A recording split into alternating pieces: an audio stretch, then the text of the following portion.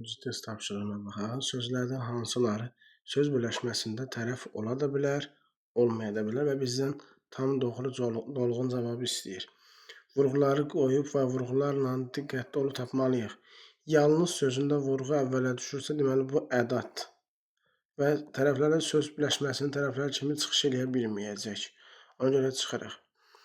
Mütləq sözündə deyir ki, vurğu mütləq sözündə sona düşərsə, bu sifət kimi düşünüləcək və tərəf deməli mütləq tərəf olacaq. Yəni başqa nitq kimi düşünə bilməyəcək, ancaq sifət kimi düşünə biləcək. Bizə də deyir ki, ola da bilər, olmaya da bilər. Deməli bizdən dolayısıyla əsas və köməkçi nitq kimi işlənə bilən sözü soruşur. İki də ancaq vurğusuna görə ancaq sifət kimi düşünüldüyü üçün bu ikinci cavabı da çıxacaq. 3-ə baxırıq. Xülasə. Vurğunu əvvəldə qoyub. Vurğu əvvəldə olanda, ünün üzərində olanda modal söz. Vurğu əgər sonda olsaydı isim kimi düşünə bilərdik. O zaten onsuz da o başqa ifadələr olacaq görə onu götürə bilməyəcəyik. Ona görə 3 olan cavabımızı da çıxırıq. Müxtəsər.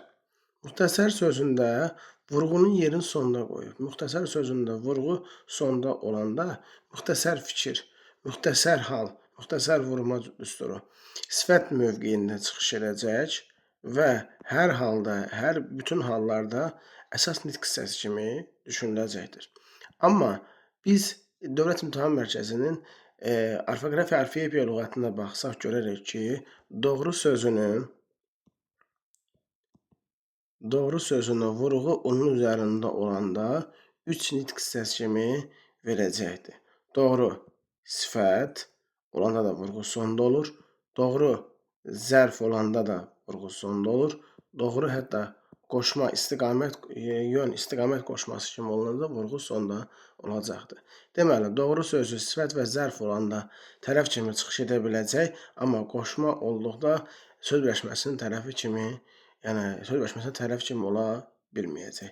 Ona görə cavabımız yalnız D variantıdır.